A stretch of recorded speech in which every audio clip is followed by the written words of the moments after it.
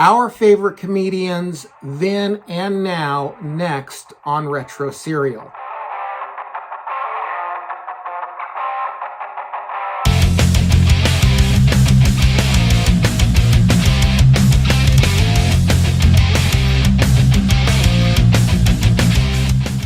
Hey everyone, welcome to Retro Serial. I'm your host, Ian C. On today's program, we have special guest Steffen Keller, who runs the Jack Mormon Comedy. And we've gotten to know each other pretty well over the last few months.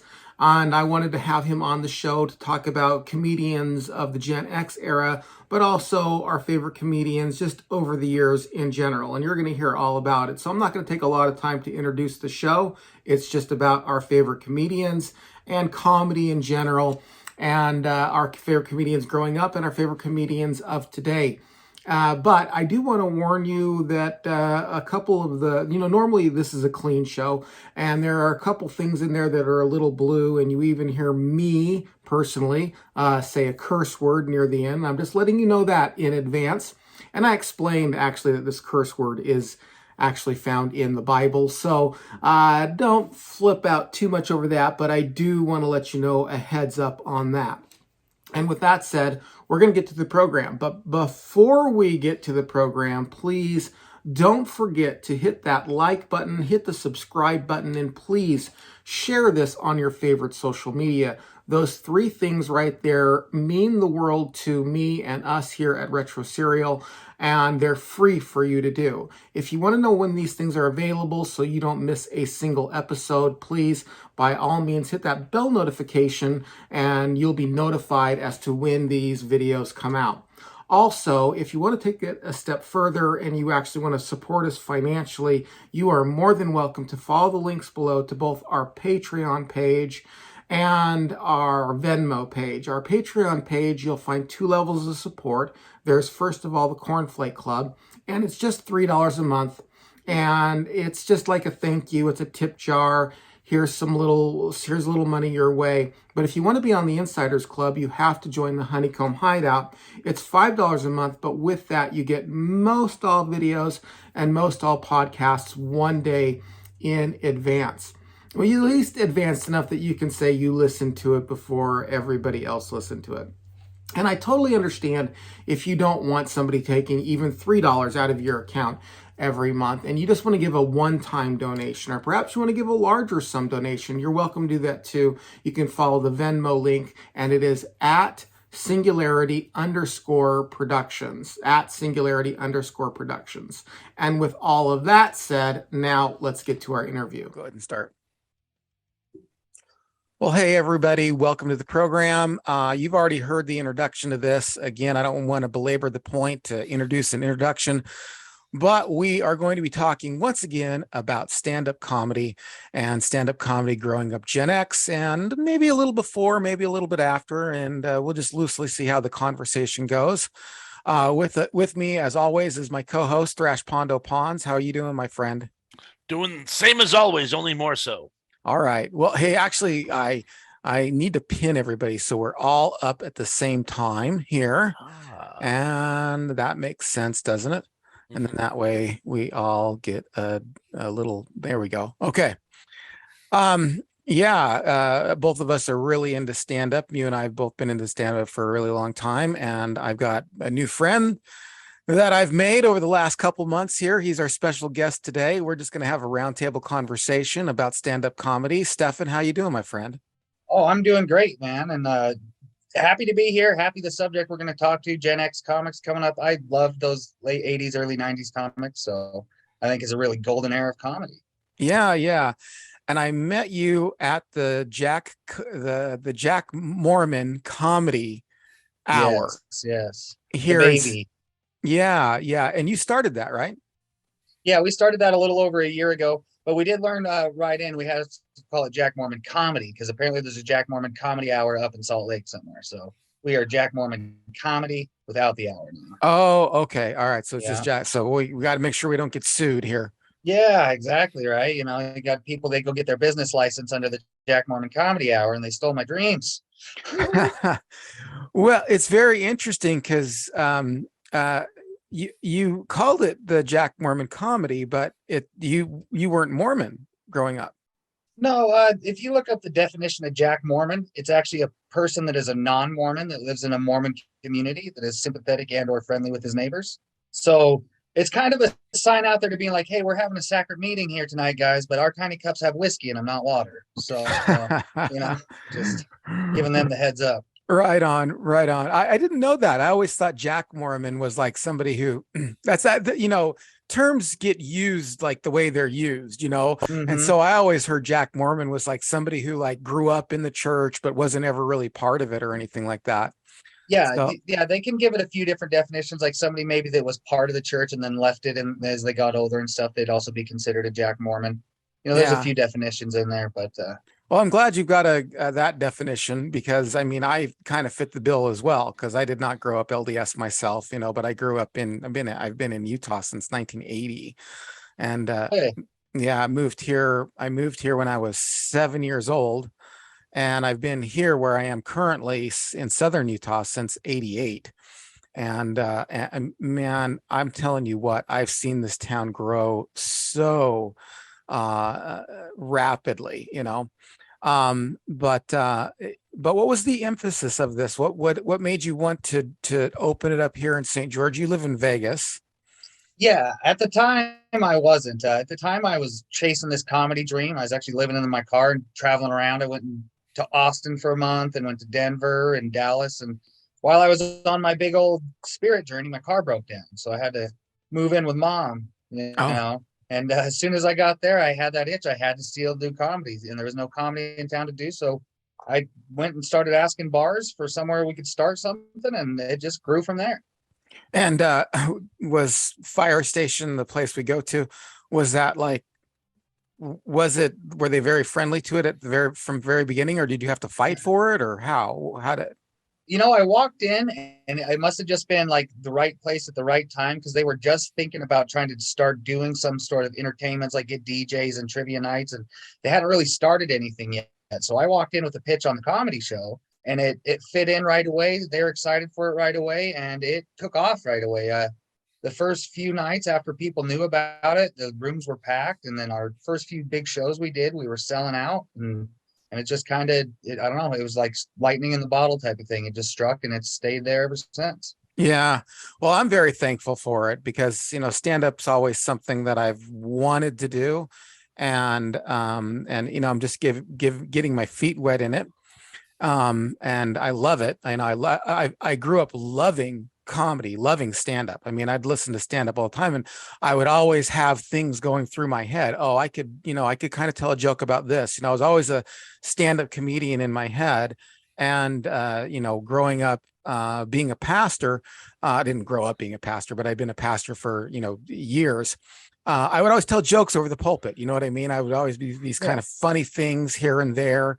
I'd tell these little jokes now and again, and they'd get laughs from time to time. So I was like a side stand-up comedy. Like I'd be preaching, but I'd also like throw these jokes in from time to time. Still public speaking. It's still definitely half the skill of stand up, getting up in front of people and just being able to express yourself. Yeah. And what's crazy is the public speaking part of it. I kind of got down. I just got to get my jokes, and it's so difficult because like I was telling you before we went on the air, like I've had this, I have, a few different sets that I've done, and there's been some times where they have landed and people are laughing, and I'll do that same set, even in the same place a different night or in another place, and it won't land. Like I was just like, nobody's laughing. It's crazy how much Yeah. the room it was a little discouraging last night. Actually, I was just like, man, maybe I should give this up or something. I don't think there's ever a reason to give it up after one bad night. I think the best of comedians, the greatest of like the ones we're going to talk about today, they've all had bad nights. They've all had bad, even albums. If they put out enough albums, I'm sure you'll find one that it's like, not so good. Right. But it is a weird thing, stand-up comedy. It's a big science concoction. It's more than just the words. You have to also have the delivery right. The timing is everything. I had a bad set last night as well, and I went back and watched my tape, and I know I was just talking really fast. I must have had an ADHD episode and I was going really quick and I was talking like this and it just boom, Yeah. nothing landed that's landed before. Yeah. So just be a bad night. I've noticed too that when I like when I'm trying something new, I'll kind of speed through it and I need to slow down. And one of the Mm-hmm. jokes that lands when I tell it right was the joke like I've lost 20 pounds since my wife left, or so much since my wife passed. And then I say, I know, I guess we know who's holding me back. But Yeah, if yeah. I say it like right away, like if I say it like right away, nobody laughs. Like Yeah. if I deliver it this way, I've lost 20 pounds since my wife died. I guess we know who's holding me back. No laughs. But if I pause, Mm-hmm. if I say I've lost 20 pounds since my wife died, and then I pause because people are like, well, they're wondering what I'm going to say, and then I Mm-hmm. say, and then then they give the punchline. I guess we know who was holding me back. Then Yeah, I get more laughs on that one. that joke in particular, I've seen you delivered a few different ways, and I think one of the best things that this is one of the things that I want to talk about today about Gen X comedians too versus nowadays comedians is when you put the expression on it after that pause where you kind of almost like you're talking to yourself, like, hey, I've lost 20 pounds since my wife died, and then you kind of look like you're talking to yourself, be like, guess what was holding me back. Like Yeah, if you do it like you're talking to yourself, that's when it slays on you. But when you deliver it the same way you delivered the first line, then it doesn't have the same thing. yeah, Because I feel like sometimes people forget that stand up is an act. And like if you think about it that way and you act it out, and you're like, I know I should look to the side and be like, guess what was holding me back. yeah, That's kind of I think what we miss nowadays compared to what we used to have. If you used to watch the Eddie Murphys and the George Carlins and the Bill Cosbys and these type of guys, they weren't just sitting up there talking just the words. Eddie Murphy was all over the place talking about grabbing the shoe off, his mom grabbing the shoe off of his foot and throwing it up the stairs and hitting him in the head. You got to have the act to it, and that's something that I feel like comedy you got to have. yeah, yeah. I'm trying to talk Thrash into doing some open mics. He hasn't been talking much here, but he's a funny guy. He's got a good Thank you. I voice too. appreciate that. I do appreciate that. Thank you. Thank you. It's again, it's the material, trying to find stuff that's relevant enough for everybody else to like find humorous is actually kind of a trick. You know what I'm saying? Like Mm-hmm. I have a few shticks that I would use, but they'd only be funny if you knew me or my family or that type of thing. You know what I'm saying? Inside joke type.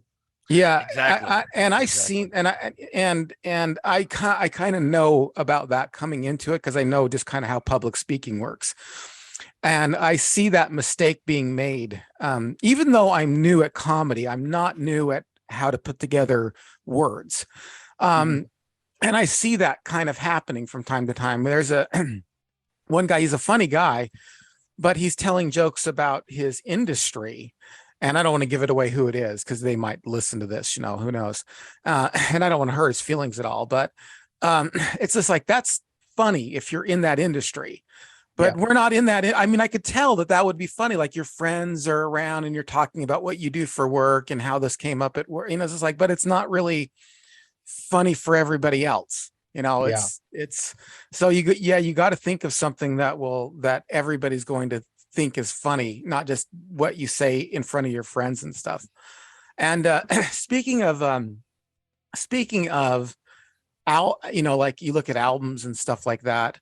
Like not everybody who put out a series of albums, not every album is going to be the best album in the world. I know for you and me, this is one of the people we can just start off with this. Is George Carlin. Yeah. Goat. Yeah, he's your goat, is he? He's the goat for me. Yeah, definitely the goat. Okay, all right. Yeah, I mean, he was the guy that you listened to, but your parents weren't supposed to know. Like my friends would have the tapes, and I'd put it in my Walkman. I'd be over laughing. What are you laughing at? Oh, nothing. Just some funny thing. And Mm-hmm. the 7 words you can't say on television and stuff. And I'm listening to that when I'm a kid, and Yeah. so it wasn't really allowed.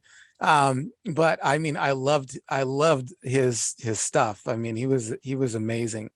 I had the exact opposite effect. My mother was she didn't want to call her a hippie, but my mother was kind of shall we say, very, very left leaning, and like that whole sort of left leaning, cutting edge humor. She actually got me into George Carlin. He was on the Tonight Show or something like that. She's like, Robbie, get in here. You have to see this guy. And I busted my seams. And we used to watch him. He had a special on HBO. And of course, that's how a lot of us Gen Xers got into stand-up comedy from HBO. HBO would put these specials on. So we finally had access to them. And I remember we watched his HBO special, and to this day, I think it's one of the funniest things I've ever seen. Which HBO special was it? Do you remember? That would have had to have been, I want to say 82, maybe 81. It was the place one where for my stuff. A place for my stuff, probably, or I can't remember the name of it. I just remember his big ending shtick while they were rolling the credits. He goes, and I've discovered a whole list of other words you can't say on TV. And he pulls out a scroll and it rolls off the edge of the stage. And he just starts giving all these words that a lot of them aren't even obscenities. They're just innuendo, but he's reading them off, and he's reading them in that very sort of George Carlin-esque inflection, blah, blah, blah, blah, blah, blah, blah, blah, blah. And I couldn't breathe. I was laughing so hard. At the end, I want to say 80. I would have been like 14 at the time. Yeah. How did Crazy you thing about Carlin is his he has so many albums. He has so much depth to it. You can talk to so many people that say Carlin's their favorite, and everybody has like their own time because he had so many different times. Like he was himself for all those times, but he definitely evolved. He definitely changed. He definitely got a little more bitter in the end. His like it when a lot of people die stuff. I loved it. That was some of my favorites, but it was weird. Was that the one that came out like right before 9/11? And then it actually came out right afterwards. So they had to change it. They had to change the name of it, I think, from I Like It When a Lot of People Die to what did they change the name to? I don't know what it is. I can see the album. It's when he was older, he had the little bit puffier cheeks going. He was getting into his heart disease and stuff like that time. But he did a couple albums where he had the same ending with that weird ending, talking about how, everybody was going to fall into this big swirling vortex and everybody's dead, Uncle Dave. Everybody's dead, Uncle Dave. He did that joke on a couple different albums, and he led up to them differently and did them differently. And I think he did one right before 9/11, and he had it differently after 9/11. Yeah. Yeah, that was kind of an unfortunate thing because he did it. And I don't know. I'm not sure if we're talking about the same album because he actually got into some tax trouble. I don't know if you knew this or not. Yeah. And because of that, he had to put out an album just for his work. He had to put out an album every year. And to put out an album of, an hour, 45 minutes to an hour of comedy, new comedy every year is really difficult to do. I mean, most comedians take 2 to 3 years. They'll put their album out. If you look at most comedians, that's like 2 to 3 years in their next album, then 2 to 3 years in their next album. But apparently, and I don't know exactly why, but just some work thing that he had to be able to prove or do, he had to put out one every year. And there was one that was right. Like, I think in it, he talks about like, we need a terrorist attack and stuff. And it happened right before 9/11. And then 9/11 came out and he was just like, good night. People had to put that on the shelf. So yeah, I'm looking at it right here because I remember listening to some interviews he did with his manager, and it was going to be called I Kind of Like It When a Lot of People Die, but what they changed it to was Complaints and Grievances. And it came out November 17th, 2001. Because they had to rechange it and restructure it because he did talk about the terrorists. Yeah. So when did you get introduced to George Carlin? He's your goat. So when did you get introduced to him? I had a different childhood being raised too. My mom, when I was 3, 4, 5 years old, my mom was going to college and she was in the arts. She did the Shakespeare festivals, and we had a lot of definitely like the left leaning. I had a lot of like LGBT people in my life at a young age, and my mom George Carlin wasn't on her list of things that I shouldn't be watching. So I'd sit down on the couch with my mom. I remember being like 3, 4, 5 years old and watching Eddie Murphy's and George Carlin's and Martin Lawrence and Sinbad. And I just loved all that. And that's kind of what I was raised on. It's something that I loved as a young child, and I've always loved it. Yeah. But I think because of that, I've always, in the modern age, there's a whole bunch of great comics out there. They're great. I don't really listen to much modern comedy. I always find myself going back and listening to some old Robin Williams that I loved. You know, it's kind of homey to me. Yeah, yeah. And to be fair to my mom, she did like let me listen to George Carlin. She just didn't, she tried to like, I don't know, edit it a little bit for me. You know what I mean? Like listen to this or whatever. And I don't know if it was really maybe the mood she was in at the time or the space she was in at the time or something like that. But there were certain times where it was okay, and then other times it was just kind of a disapproval, and then other times it was, no, you can't listen to that right now. And I don't know if it was just phases she was going through or whatever, but she introduced it to me because I'm related to him. Yeah.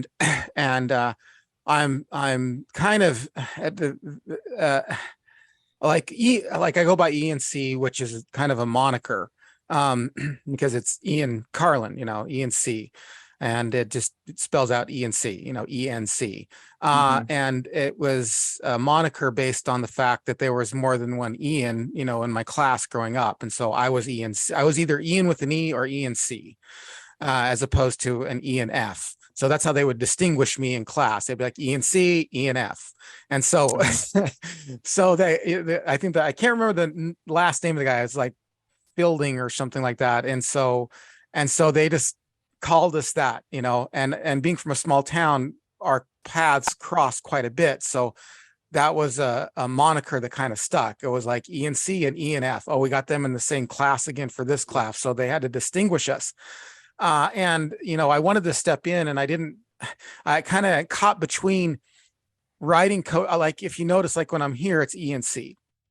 But when I go to Vegas, I go Ian Carlin. And one of the reasons is I'm hoping that, I'll break that unlucky streak of getting somebody to go, oh, you related? Like it'll be a door at least, I got it. Yeah, open a little door. I don't want to exploit it, but I also want to open a door with it as well, if you know what I mean.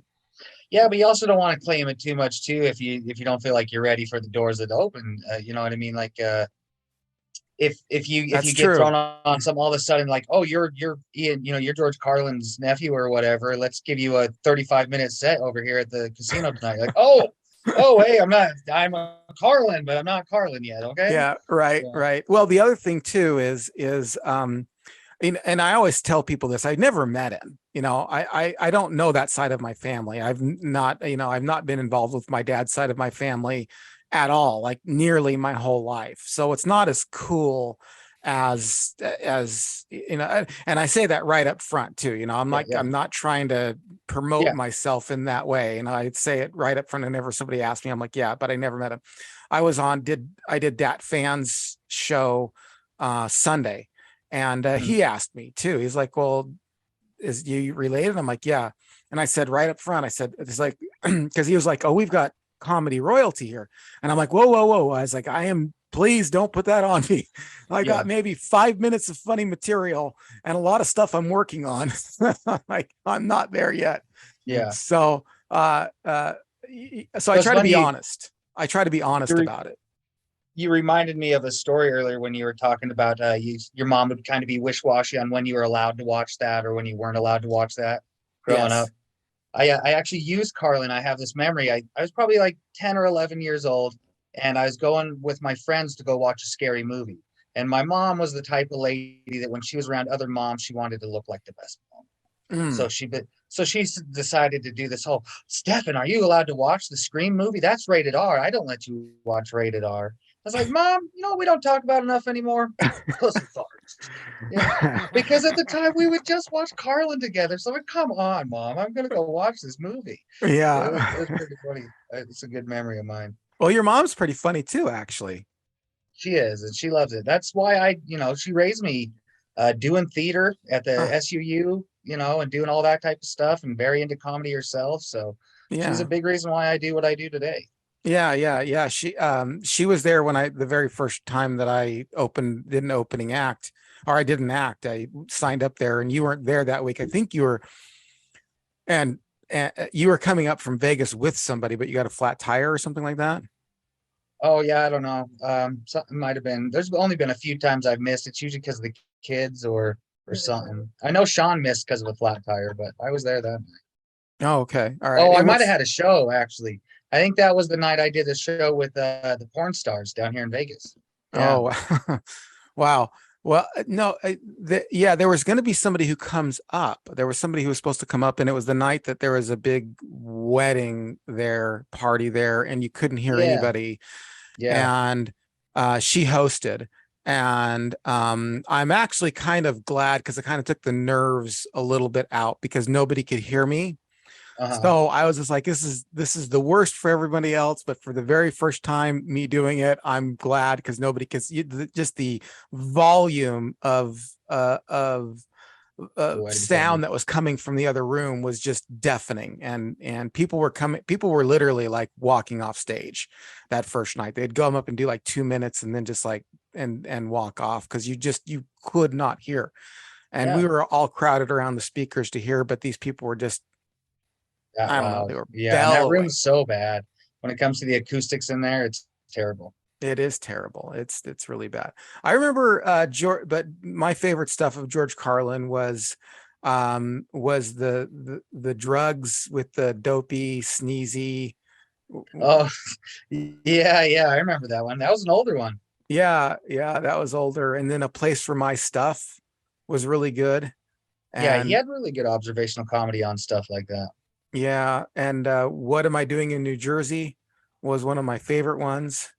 I don't know, there's some other ones as well. Where he compares football to baseball. That's a great one. That one destroyed me because it's he's doing right versus left in this very humorous depiction of two sports. Football's psychological, baseball's pastoral. Yeah. In football, you drive your team through a series of offensive moves in order to get into the end zone. In baseball, you go home. Yeah, you want to go home. I'm going home. That I think is my favorite of his bits of all time. Those are good ones. That's one of my favorite ones as well. Me too. I'm trying to find my list of the different ones I had here. Well, yeah, I mean, I'm thinking of at the same time of thinking of Gen X comics. I mean, we don't have to stick on George Carlin. I know we kind of wanted to make sure that we talked about him because he is a favorite of all of ours. But I mean, I think comedy took a real step forward, as I think a lot of entertainment took a step forward because of HBO and because of tapes, going out. I mean, I know tapes were in the 70s too, but there was a lot of 8-tracks in the 70s as well. And so it wasn't quite as portable. So then you got the Walkman in the 80s, and a lot of media was moving forward in the 80s, and comedy was one of those things. Those Red Fox tapes you'd get in the gas stations. I remember getting those all the time. Oh yeah. What other Gen X comedians are on our list as far as favorites are concerned? I think maybe the quintessential 80s stand-up comedian, in my opinion at least, would have to be Eddie Murphy. I think there was before Eddie Murphy and after Eddie Murphy. I mean, he certainly was influenced. He was certainly influenced by Richard Pryor, and he was certainly influenced by a number of other stand-up greats. But he made it. When you talk about Gen X humor, he created Gen X humor. I remember as a kid, the stand-up comics it was adults and their humor, and most of it was geared towards their generation, and half of it went over my head. Eddie Murphy was actually speaking to our generation, and that continued after him. So I think he really set the stage for the sort of 80s. I hate to use the word zeitgeist. Only pretentious people use the word zeitgeist. But he's the one who actually created the sound of 80s stand-up comedy, in my opinion. I definitely see a sharp turn myself with Eddie Murphy. And I do see that way. I mean, I think of when I compare Richard Pryor and a George Carlin to Eddie Murphy, what I see in Eddie Murphy is speaking to like his generation, kind of younger, where I see is in a George Carlin, and Richard Pryor is speaking to like their generation and kind of up. And you either get it as a kid or you don't get it as a kid, but he's not like really speaking to you. But I really thought Eddie Murphy was really hitting his generation and under, so I do see that. Well, at least that's my observation. Stefan, you have any I think observations? Eddie Murphy, he also kind of brought in the era of like the super energetic comic, Cat Williams type, or the Eddie Murphy, where they're really going back. I mean, Robin Williams used to be pretty energetic, but he didn't walk around near as much as like you'd see. And there was definitely a start right there. I'd say late 80s, early 90s of comics starting to do a lot more moving around and acting out. Yeah. But one of those older Gen X comics that I think pushed comedy from maybe the older 70s type comedy into the 80s too, that when nobody can talk about anymore, is Bill Cosby. I know that it's got the bad thing, we're not allowed to talk to him, stuff like that, but it's still hard to not give him somewhat due to what he did to change comedy, because he was the guy that could do a family function set that people would let their kids watch with them.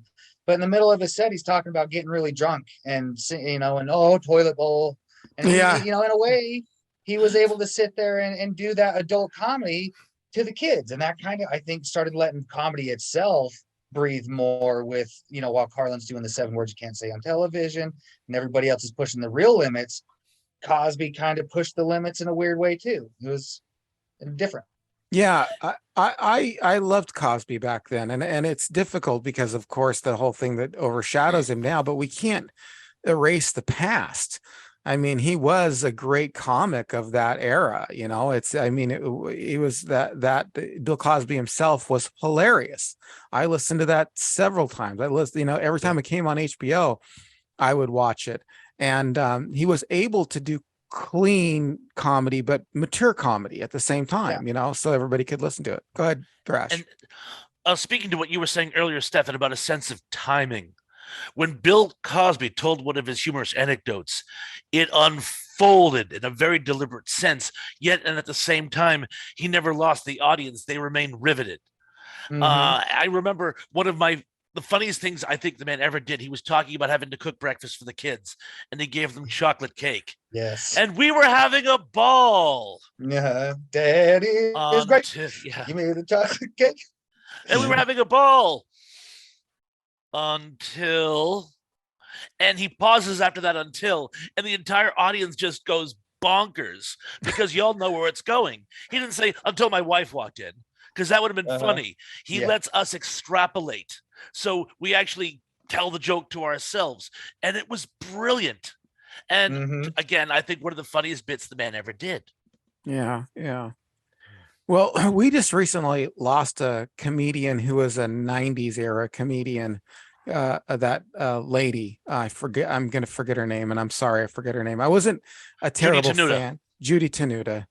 Yeah, Judy Tenuta, and that little accordion thing that she had. And one of the things that, because like Devin and I have driven, people on out here don't know who Devin is, but he's the friend of mine and Stefan's. But we've driven down to Vegas on several occasions now and talking about comedy and stuff. And one of the things I kind of wanted to get into and explore a little bit, or make my comments and hear what you guys have to say about it, is shtick comedy. Shtick comedy has got a short shelf life. It's funny. It can be funny at the very beginning. You think about Bobcat Goldthwait, but nobody would laugh at that. Everybody laughed at that in the 80s. Nobody laughs at that. Nobody would laugh at that kind of routine today. And I feel bad for them, because at the time, I don't think you really know that it's not going to last. I mean, I don't think Bobcat with his, hey, everybody, what's going on? I don't think he knew that was just going to be a short-lived 80s. That by the 90s, nobody's laughing at that. Everybody thinks it's silly. And I think the same thing with Julie Tenuta and Emo. And these, who is that his name? Emo, the Phillips. Guy, with the long black hair. Hey, everybody. The Prince Valiant cut. Yeah, the Prince Valiant cut. And it is just, it's like, it's at the time, it was just like, oh, this is kind of edgy, interesting. Maybe it's funny, maybe it's not. But man, in 5 years and 10 years, it's like that's just not funny. I'm sorry, it's just not funny. Shtick comedy just does not seem to last. Yeah, it's hard for a lot of comedians to get stuck with that too, because then they want to evolve out of it. Like I would say Andrew Dice Clay's a little bit like that, right? He had the hey, but then he still does comedy. From what I hear, he's still amazing, has a great show, but it's hard for him to get away from that shtick. Yeah, I would say that he's probably one of the only ones that have kind of been able to break through, because his shtick is still something that's still relevant. You know, that kind of Italian, you know, kind of guy that Guido kind of guy that we still run into. So he broke away from that. The redneck stuff might too still kind of outlast that, because that's a culture that's been around for a long time. A Larry the Cable Guy kind of a thing will outlast. But you don't see that. much from Larry the Cable Guy anymore. I haven't seen anything from him in a long time. He does commercials every now and then, but that's very rare. In fact, I can't think of the last commercial I saw him in. I think it was like for one of those 800 numbers or something, you know. Yeah. It's kind of sad because well, I think you get to a point too, and I mean, hell, I'd love to be there, where you're making so much money that you don't have to do it anymore. You could do it just because you love doing it. We even think of who's the other guy that was in the redneck comedy thing? Got Ron White still doing it. Ron White took a lot of time off too. Yeah. Joe Rogan got him back into it. He came down to do Joe Rogan's place, and then he's like, I'm back into it. I want to get back into it. And I think people just forget their love of it. You know, this is a passion. And it's got to be a passion for you for a while.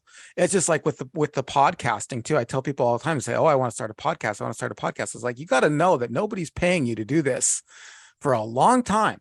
You got to do it because you love it, you know. And people are like, "Oh, I'll do like they'll do like 3 episodes, and then that'll be it. And we won't hear from them again." You have to be self-motivated. You have to say, "This is something I actually love to do."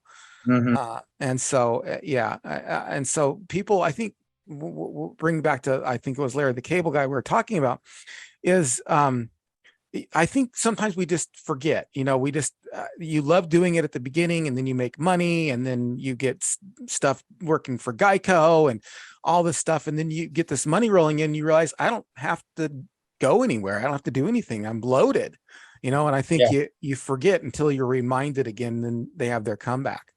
Yeah, or you just have nothing else you really want to. There's like Jeff Foxworthy. He was probably the biggest of all those guys, right? But I can't count how many tapes, those old tapes you used to get at the gas station I had of Jeff Foxworthy's that were the same jokes, but they were just in different orders, you know, same exact jokes, word for word.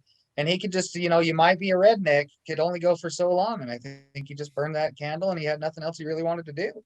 Yeah. Well, that's definitely a pitfall that happens. I think a lot of comedians that happens to, and as their series goes on, you know, it's like this one wasn't quite as funny as the last one, and the first one was really good. It's like bands, you know, like their first album, like, oh, that was the best album, I can't wait till their next album. Their next album's like, their next album was okay. Then their third album's like, Yeah. Well, that's what happened to Stephen Wright. Stephen Wright, you know, took the comedy world by storm. And then his second album was pretty good. And then and it was that sort of, I mean, you could only have the sort of, I'm stoned and talking to you so long before even the very delivery gets old. And it's a big guy. I thought it was great. That first album, I think, is one of the funniest things out of the 80s. But again, as you say, shticks can only go so far. He can only have so many cerebral thoughts like Stephen Wright would have, you know. He'd go so quickly through all those ones, you know. You got to run out of those eventually. Yeah, for sure. Yeah, it's got to be difficult to do that same kind of thing. The people who have lasting power, well, of course, there's always going to be the exceptions. You know what I mean? There's always going to be the exceptions to those rules, like you're talking about Andrew Dice Clay and stuff like that.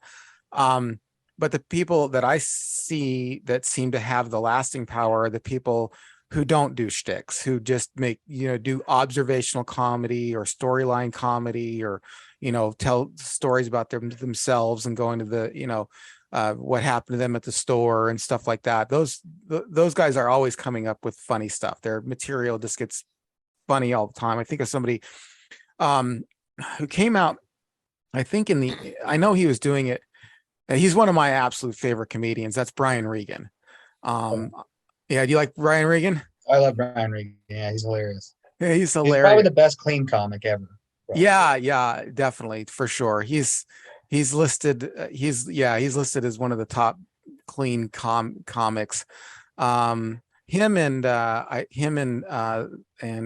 who's that other guy?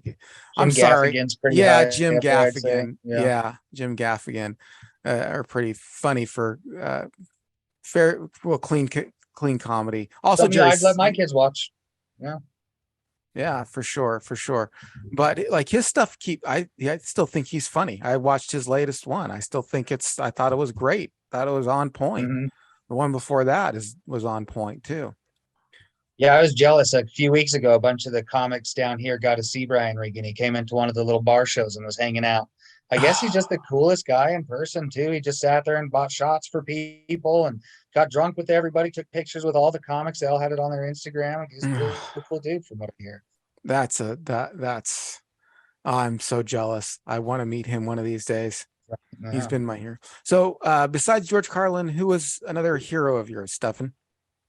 I mean, I have some of the millennial heroes too. I'd say my two tops was Dave Chappelle and George Carlin. But Dave Chappelle's, more of that millennial type guy.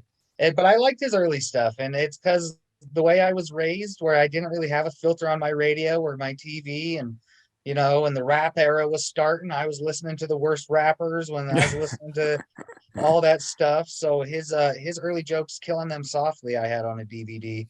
And it's a lot of stuff that's not real relatable to me, but just the way he would deliver it and the stories and stuff, I used to listen to that all the time. So Big Chappelle and Carlin, I'd say, are my big goats, my idols. But like I was saying earlier, Sinbad was one that I never understood why he's still not one of the greatest. He was amazing back in the day. Eddie Murphy, Bill Cosby. I really like those older comics. Yeah. Well, the Sinbad, I watched him early on in the 80s, and there was a variety show that I think it had Damon Wayans on it, and it wasn't like a weekly show. It was just like a one-time special, and these guys got up and did their comedy, and it was hilarious. I thought it was great. Again, there are some comedians out there you're wondering why they just didn't catch on or something like that. Well, I think Sinbad just got into movies and probably just started making so much money and was doing so well with the movies, maybe didn't have the time for the, and that's kind of what Eddie Murphy did. He got big into the movies. And then for a millennial comic, Dane Cook. Dane Cook was a killer back in the day. And then he got to all those movies. He got that Pretty Boy money in Hollywood. And, we haven't seen much out of him, but I hear he's coming back. I hear he's coming back for a comeback tour. That's I'm good. excited about that. That's good. You were going to say something, Bob? It's funny you mentioned Dave Chappelle, because so many of them actually find steady work with less effort in TV. Dave Chappelle had his own show for ages. Tom Kenny is the voice of SpongeBob for the last 25 years. The biggest of them all, Bill Cosby. The Cosby Show is one of the biggest shows on TV. And again, you have writers writing your material. All you have to do is go out and deliver it. And as long as you're delivering a quality product, you have steady employment. One notable exception, and I've always wondered why, was George Carlin could never land a successful TV series. They actually gave him a few attempts over the years, but his shows never made it. I don't know if there was just never a good pairing between him and a character, or possibly much like Paul Lynde, going a little bit back before Gen X. Some comedians, you just like them better in small doses. Like George Carlin was great in Bill and Ted as the supporting character, but when you tried to make him the central character, it didn't work for him. I'm just spitballing here, but Go. I didn't. Sorry, I didn't mean to cut you off. I didn't know. I was just saying that I just never could figure out why George Carlin was never able to become the TV icon so many other comedians have. It's just who he was as a person and the type of comedy he was. Like, when you look at Eddie Murphy, he is that funny guy that everybody sees all the time. And George Carlin really was that guy that had that that crazy, almost dark mind that could be able to pick through politics and compare it to football and baseball, or pick through, the way he used to pick apart politics, I think was one of my favorite things listening to him growing up. And the way he would look at the world and look at, like where you put your stuff, the way he broke down, like, all you're trying to do is get a bigger house to put more of your stuff, like it's just not the same as a lead role guy that you want to see saving the day, or the family man, the type of shows that were successful. You can see George Carlin being somebody's like dad or grandpa and being this sweet, you just can't see that. So Yeah. I didn't think they found the type of show that would fit him. Excellent point. In an interview, George Carlin actually said that he had a hard time with acting. He admitted, he said that he was a comic and he thought that it was his right to act. And he talks about it being a very different world. This is an old interview that I saw with him a long time ago. And and he basically said it's a world in which, he thought he had a right to as a famous comedian. And then when he stepped into it, he realized that it's really different and that he didn't really care for it a whole lot. And the other thing too is you got to think of how many shows. I mean, we think about all these shows that we love, like Cheers, that were successful, and Night Court, and I mean every show you think about that's been real successful. For every one of those, there are hundreds of shows that never made it on the air. Or had a pilot, or and it just didn't. It's really lightning in a bottle to come up with a show that's relevant at the time, that hits people, that people continue. And then there's all the back. There are shows, like I was going to say, like in my thing on that I did on Cheers. Cheers was just about ready to be canceled, and it wasn't. It was the people behind who said, "No, give this a shot." How many other shows got canceled because nobody said, "Hey, let's give this a shot"? And if somebody would have said, "Let's give this a shot," we would be talking about that show, today. So it's just one of those things when I think, well, it's the rarity isn't, wow, why didn't that guy get on that show? That's the norm. The norm is not getting on a show. I are not that. And then there's I think Joe Rogan had talked about this before. There's a whole slew of comics at a time, like that's what they were there for. They don't change their act, they don't write new jokes. They all went to LA with a comedy act hoping to get on TV like that. They weren't really stand-up comedians, and that bugs me personally. I think that's still there in California after I've been down there. I think that's still a thing for sure. There's a lot of people that are trying to use stand-up comedy. If they can just minorly successful here, that's their step up into getting to other things. Right. Yeah. And for me, thing I would have loved to see Carlin do as a show, we were robbed of him never being like the late night show host. You would have seen him like in a Johnny Carson type spot where he got to interview all these people and bring everybody on. That would have been amazing. That would have been amazing. That would have been. I wonder if anything like that was ever in the works for him, or if he ever. I don't know why it wouldn't have been. You know what I mean? I don't know why. Definitely should have been. One of my goats is David Spade. I am a huge David Spade fan. I've loved him from as early as I can remember seeing him, doing like little comedy bits before Saturday Night Live. And back when I think Comedy Central was just starting, it was called Ha. I don't know if you remember that or not. But it was like short-lived. It was like this comedy, and Comedy Central at the very beginning was great. It's a turd these days. I mean, I'm sorry to say it. It really is. But it was really 90% stand-up comedians and a few shows. They had like Mystery Science Theater, and then they had another great show is Dr. Katz. Have you ever seen Dr. Katz? Mm-hmm.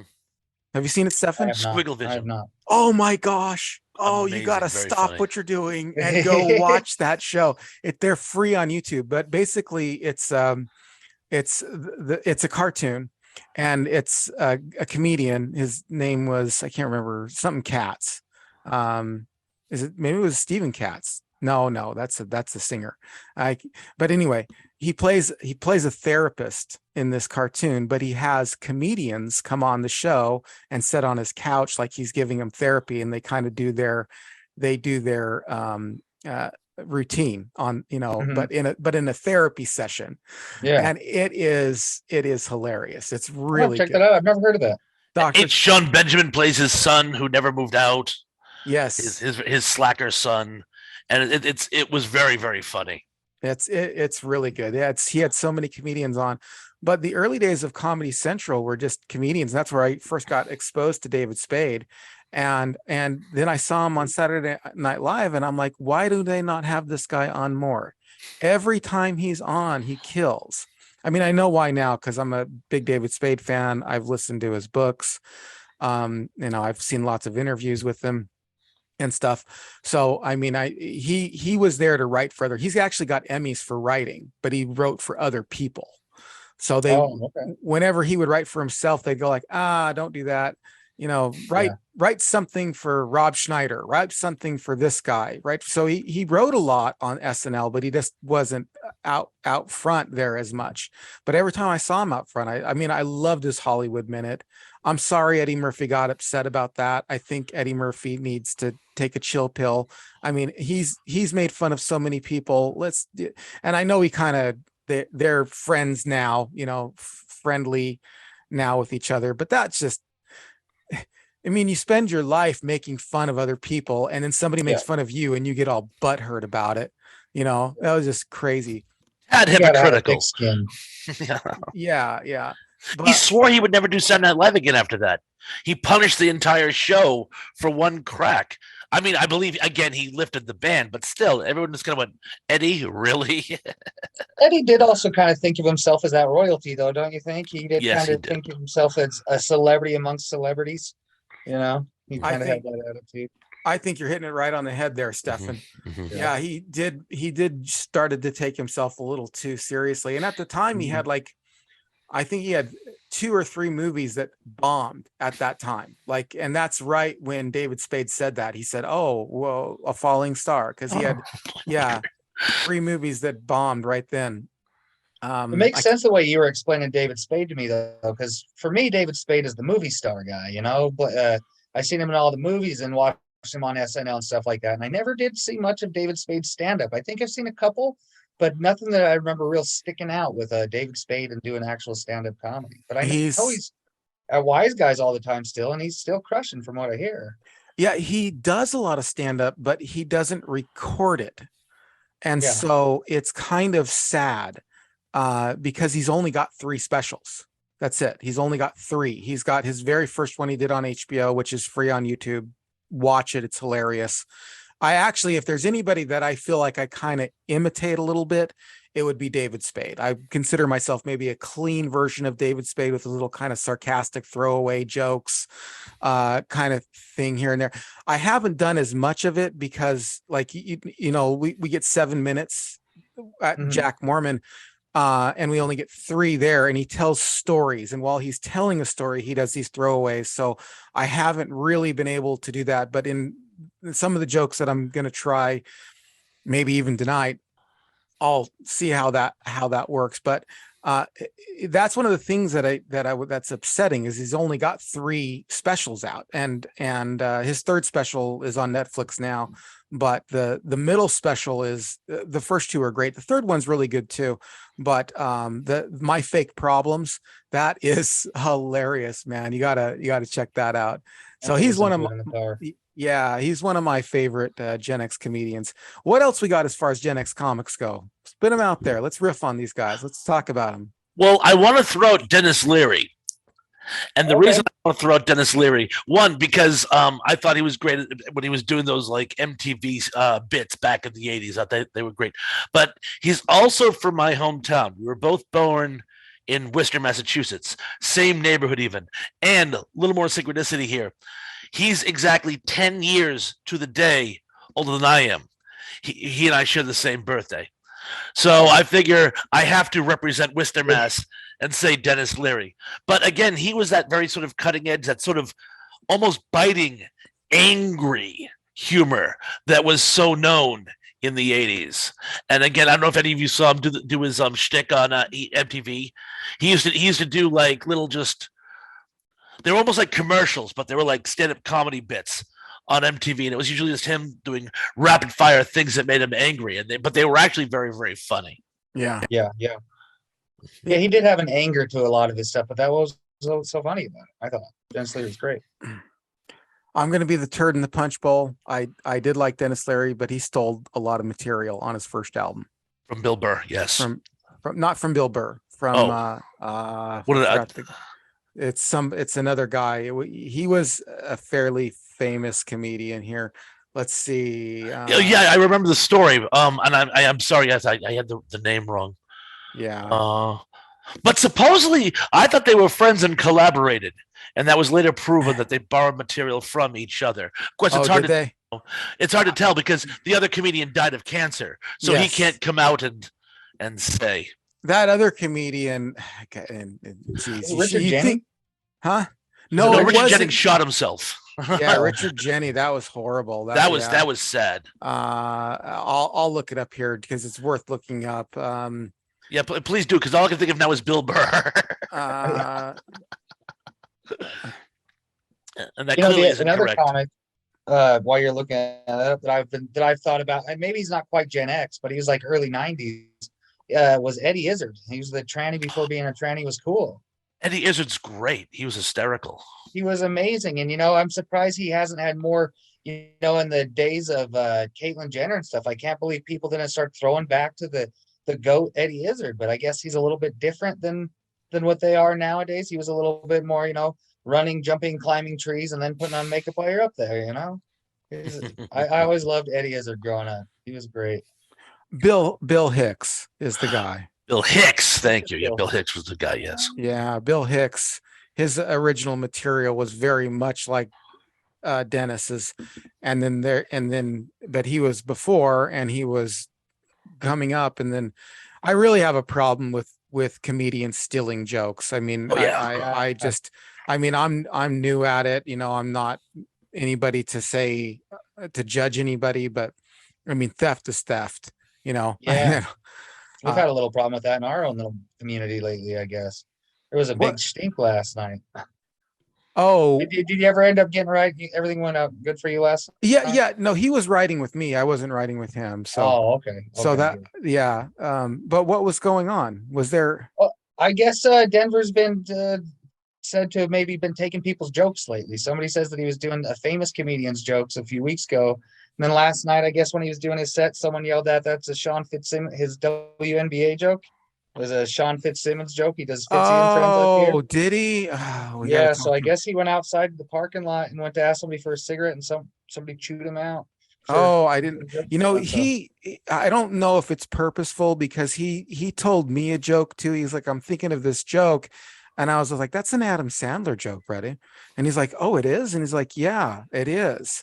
And so I don't know if it's, you can't do that. Terrible type of memory. Yeah. I don't know. Yeah. I had when I was thinking of it, I'm like, I actually wanted to run it by you because I was just like, because I don't want to say it if it came to me, but I'm like, and it was pretty funny, but I'm like, I didn't want to say it if somebody else had said it because it was pretty funny and it sounded familiar, but I couldn't place it.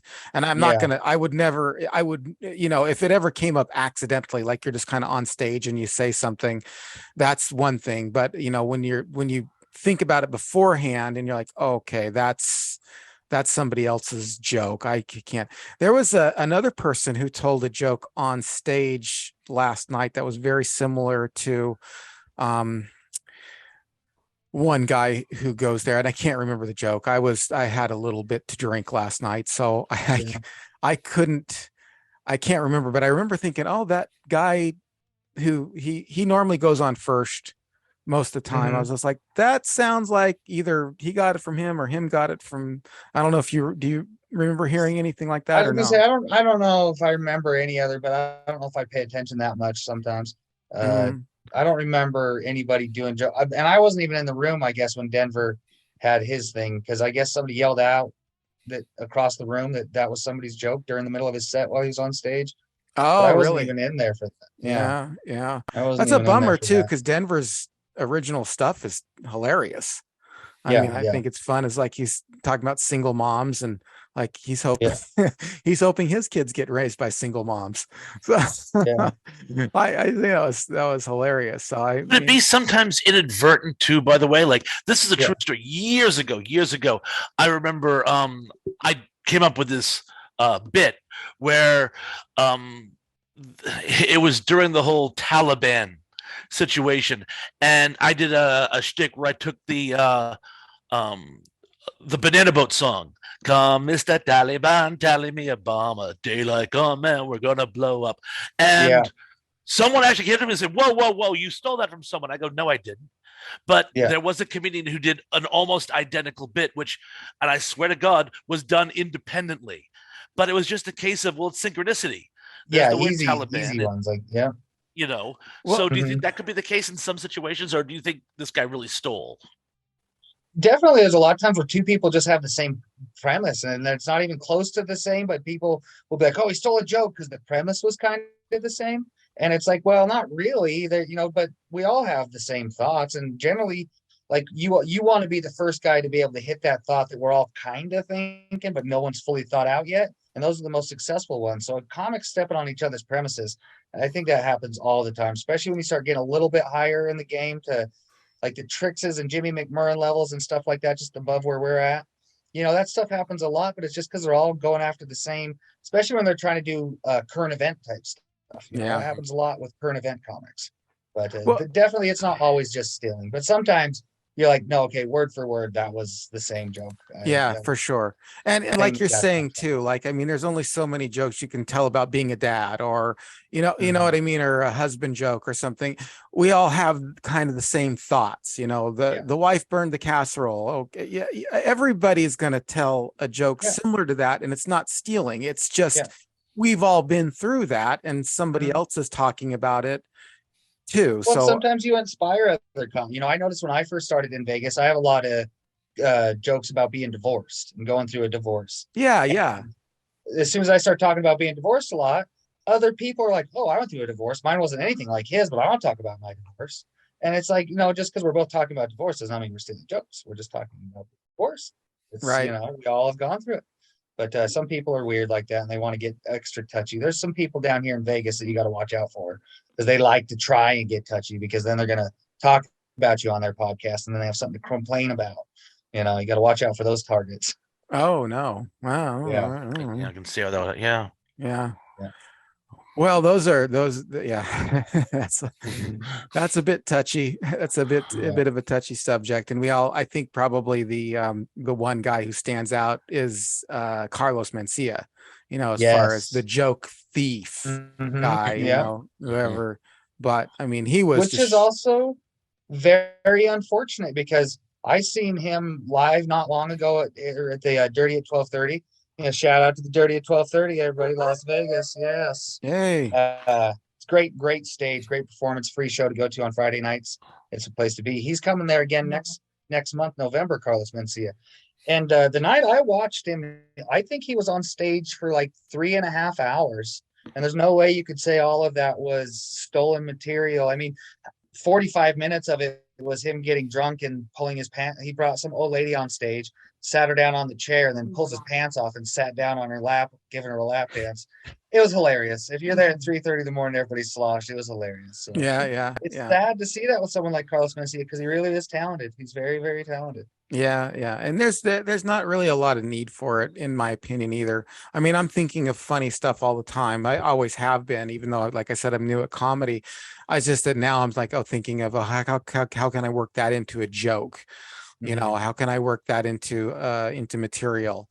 Mhm. You just have to have that kind of mind that sees things in a hilarious way. Yeah. Um, all right, so back to Stefan. Give us another Gen X comedian we can talk about. You're up. Oh, Someone you okay. liked.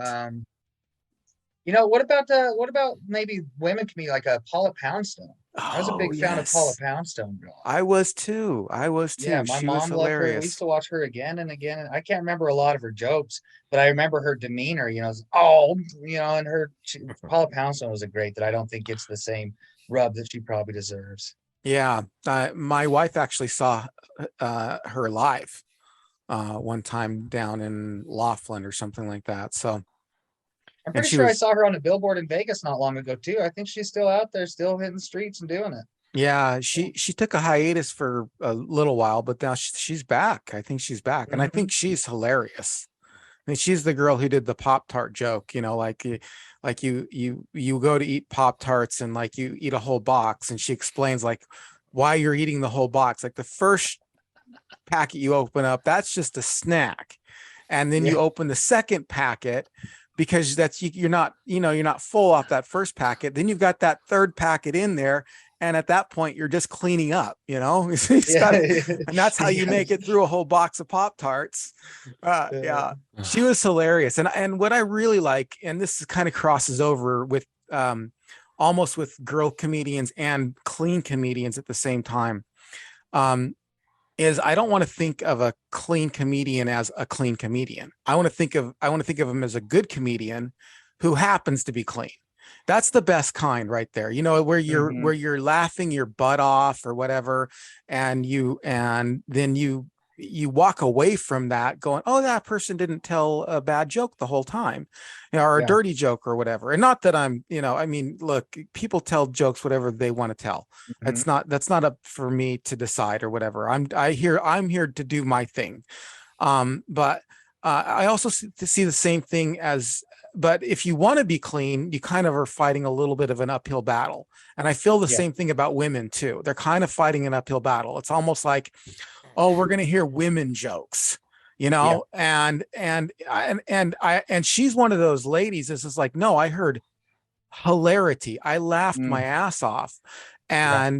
and she's a woman, anyway, I don't know if that makes sense or not, but I feel like there's kind of a parallel there. Like they're fighting this uphill battle to be funny, and people are judging like, oh, well, we're going to hear about women's stuff tonight, about whatever. Yeah. She fought during a time when it was still really a fight for a woman to get the kind of notoriety that she had and to be on HBO as often as she was. Because I don't know. I mean, I hate to be that downer about it. I mean, nowadays, if you are an LGBT comic or a woman comic, you kind of have an instant step up, Yep. because especially if you're in the right areas, you will see it advertised from the rafters that all women show, all ladies show. Especially in Salt Lake, there's a big all ladies show. You could never advertise an all men show. You can get yelled at in those areas for not having enough women on a show, because to me, it really kind of takes away from the gloriousness of being able to say, hey, I am the minority, but I'm still so superior that bam, you can't even deny me, even if you feel this way. You And she just fought it during that time. you just got to tell funny jokes. I mean, really, if your jokes are funny, people are going to rally around no matter what, whether you're clean or whether you're LGBTQ or whatever. The people are going to Yeah, rally around if your jokes are funny. If your jokes aren't funny, you can't blame it on I'm a clean comic and that's why yeah, people aren't laughing. No, people aren't laughing because your jokes aren't funny. yeah. And people, if they're not laughing and it's like, oh, well, this community is too conservative. It's like, no, it's not. Your jokes aren't funny. I wouldn't have Mhm. laughed, even if I was part of it, I wouldn't have laughed at it because it's not Yeah, funny, yeah. and Just being Paul, dirty isn't funny either. You can't just be, oh, it's so outlandishly gross and disgusting, it's funny just because of that either. That doesn't work. no, I think yeah, the difference between a great comic, whether they're clean or dirty, is really if they're being authentic themselves. So I think Brian Regan and Paula Poundstone are authentically that person, that their funny comes from a place that's not full of swear words and not full of that, because that's just who they are. You yeah, know, yeah. George Carlin likes to swear like a sailor, like I do, so I do that kind of comedy. Right, yeah, yeah. And I get it. There's a couple that I wanted to talk about that were kind of, I mean, they had some notoriety, but in my opinion, not enough. And one of them is Dom Irera. Did either of you ever listen to Dom Irera? I discovered him later in life because of Joe Rogan. but Yes. I didn't know him when I was young.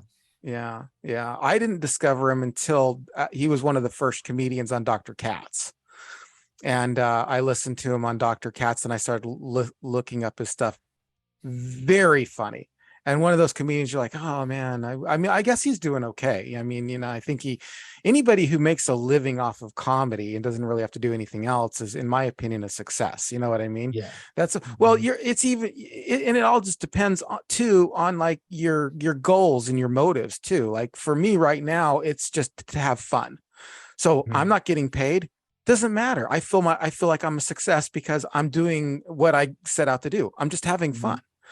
But there is a sense in which you look at somebody like, man, how come that guy isn't as popular as a Joe Rogan or somebody else? You know what I mean? Because he's just as hilarious as everybody else. But that doesn't mean that they're not successful. Success is defined differently by different people. Yeah. Self-promotion is a huge thing, especially now in the modern day of internet comedians. You know, the guys that have figured out how to hit that, like Dane Cook was, I think they give him the tip of the hat for the originator of the MySpace comedian guy that was able to blow up by putting his stuff online. And, you know, a lot of those other comics, even back in the day, they didn't maybe get out of Boston and New York very much like Dom, because he was so successful where he was at, he didn't need to travel and get more fans. We got a real super fan base where he was at in that northeast area, but I don't think he ever, you know, made the big movie star jump. He never moved to California, never did the stuff like some of the other comedians that did. Yeah, yeah. Well, if there's a comedian out there that you wish people would listen to more, who I'm gonna end this with two questions. So that's gonna be the first one. If there's a comedian out there, and I'll do Dom Irera because I think he's hilarious. But for both of you, if you're like, hey, listen to this comedian, he needs to be listened to more, who would you pick? Stefan, you can go ahead. You know, for me right now, lately, one that I've been going back to, and it's, you know, maybe it's because it's something I'm working on in my own comedy, but for me, it'd be Bill Hicks. I don't think enough people know who Bill Hicks is. And I'm trying to get to his point of comfortable on stage to where if he walks 100 people out of 150, he doesn't. When I start walking people, if I miss like if two or three of my jokes in a row miss, I start talking faster and I get nervous and I go like, oh, they don't like me. I'm going to just bail off this joke completely and just do one of my other jokes. They don't like it. And the way that he could just sit through that and he just sat there, and it was such a form of free expression. And that's what I want to do with my comedy, is express my thoughts and my ideas. You know, maybe like Carlin in a way, maybe there'll be a point where he has 3 to 4 minutes where he's very seriously talking about something he wants you to understand. So then he can set you up for those really good punchlines. And that talent that Bill Hicks had to just be comfortable on stage, just almost like he was just standing on the corner with a cigarette around his buddies. Yeah. He had a cigarette and a microphone. And, you know, he's hard to listen to sometimes. I'll be honest. You know, he has a lot of different bits where he's the microphone and he does all these different sound effects where you kind of have to push through a little bit of Bill Hicks material if you really get into all of it. But he's got a great mastermind that I think people should definitely watch. Yeah. Thrash. I'm going back a bit, but we kind of touched on it earlier when you were talking about Comedy Central with MSC3K. Joel Hodgkins actually got his start as a stand-up comedian, and his stuff was great. It was improvisational. A lot of it was shtick. He usually played a guy who was heavily medicated. He also had like one of those old hospital gurneys and would pull props out. But I thought he was absolutely hysterical, and nobody remembers him as a comedian anymore. They just remember him as that guy from MST3K. I wish he would go back to stand-up comedy just so people would realize that he was a stand-up comedian. But every now and then I go digging on YouTube for some of his old routines, and you can find a couple of the old SNL ones on there. But a lot of his stuff is gone, and it's a pity because it was genius. Yeah, it really was. I did see some of his old stuff. Of course, I got turned on to it afterwards. He reminded me a little bit in some ways of Steve Martin, kind of with some of what he did. I can see that. To me anyway, it just kind of was a little reminiscent of Steve Martin. You know, Steve Martin was almost like playing a comedian. Yeah. Well said. Well said. um, so last question to both of you before we wrap it up and talk about where we can reach you or beat you or greet you or whatever. And that is a comedian today that you really enjoy. That's a newer comedian. I'll start with you, Thrash, this time. Go ahead. I'm going to butcher her name, but she was doing she of course did the roast circuit for a while before that went down the tubes, and she did one of my favorite period comedies of all time. Another period. Her name is Natasha Legaria. Somebody help me out here. I know who you're talking about, Natasha. Legaria. Yeah, look that up. I can't. Yeah, I think I know who you're talking about, but I butcher her last name. I always do, but yeah, I don't feel like it's. Is it Ligero? It is Ligero. Yeah, I was close enough. Ligero. I think she is absolutely phenomenal. Now, it's weird because she plays this like mean girl persona, but her comedy is just so funny. It's just such an odd blend, and I just think she's hysterical. You can find a lot of her stuff here on YouTube, and of course, she did a lot of the stuff on the roasts, which was great. So she's possibly my favorite comedian at this time.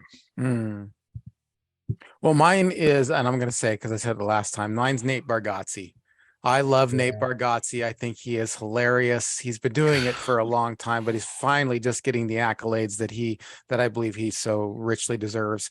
He won a Grammy actually for spoken word, because they actually have a Grammy for spoken word, which they do stand up on there as well. And he won a Grammy this last year or whatever. So the Nate Land podcast, I'm going to be down in Vegas on Saturday. Well, this will be after this airs because this won't air till next week. So, but I'm going to be down I'm going to be watching Aaron Weber, because Aaron Weber's on his podcast. And my dream is to get in front of Nate Bargatze. He's somebody, in my opinion, that did it right. Like, I would love to follow in his footsteps, although I don't really like sound like him or anything like that. He's got a Southern accent kind of thing going on for himself and stuff. But I think his comedy is hilarious, and he's got actually a few specials out, and I think everybody should be watching him. All right. Yeah. Mine right now, it might be maybe a weird one that people have given me crap for saying before, but I got to say, because the special I'm looking forward to coming out the most is the new Joe Rogan special.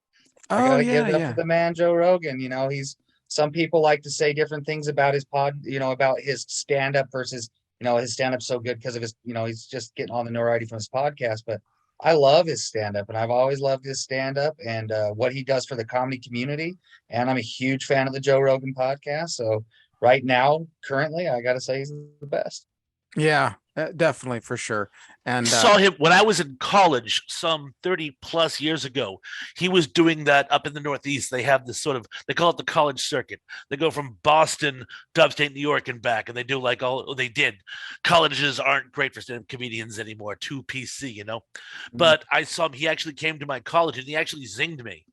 So I've been a fan of Joe Rogan since before he was on news radio. Yeah. That's great awesome guy. Great, funny stuff. Yeah, I'm a big fan of Joe Rogan myself. Very funny guy, but he's very insightful in his comedy. Very, yes, cerebral, insightful. And I'm into the psychedelic scene and stuff like that. And he likes to bring that into his comedy. And he looks at the world from a different lens, I think. And I enjoy the lens that he's looking at it through. I appreciate what I really appreciate about him. Other than the comedy, of course, is his podcast, and just the fact that he's not afraid to be himself, whether he offends the right or the left, because he offends the left is just as much as he does the right. You know what I mean? Like, he's just like a thinker. He's just like, look, I'm just looking at it this way. I don't see it your way. I don't care if everybody's on your side. I don't see it that way. Yeah. And I really enjoy his his guts to just stand up and say, this is bullshit. I don't really cuss that much on this. I think that's the first cuss word I've actually said on this program. I think it is. I think it is. I'm I don't looking know if I back and I said can. it or not. I'm honest. I swear so often I forget it offends people. So if I did, I'm sorry. Yeah, no, it's I do not, believe me, we've had people on here cuss storms up. I don't censor anybody. I don't. I'm like, you're on this podcast, you be you. That's who I That's want. what we're here to do. Yeah, there's no censoring of any sort, and there's no need to censor or anything like that. That's one of the best things about the internet. Yeah, and so it's no big deal if somebody comes on and curses to me. That's not a big deal, I mean, at all. But I normally don't cuss. So Yeah. I think that was the first one. I might even have to bleep it out, who knows. No, I'm kidding. Anyway, by the way, did you know the S word is in the Bible? No. Yeah, it is. Really? It's not translated that way, but normally it's translated rubbish.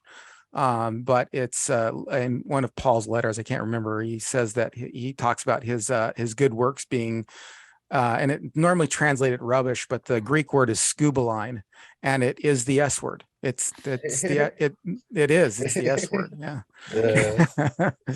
Anyway, well, great. Steffen, tell us how we can. I know you don't have do you have a YouTube channel or no? I don't have a YouTube channel or a podcast yet. I got to get on that train one of these days, but it's not up and going. But you can find me on Instagram at Real Steffen Kelly. Just got to spell it right. It's Steffan. F and Steffen, so nice I'll F you twice. I remember that one. Or just the Jack Mormon Comedy or Steffen Kelly on Facebook and Instagram. Right on. And Thrash, you've got you're going to be on Dave's show tonight. I am going to be on Dave's show tonight. We're going to be talking about nostalgia milestones. And I'm also going to be joining the Unapologetic Geek on his channel. We're having a watch along in the spirit of Halloween this coming Sunday at 1 p.m. East Coast time, where we're going to be watching my favorite sci-fi horror film of all time, The Night of the Living Dead.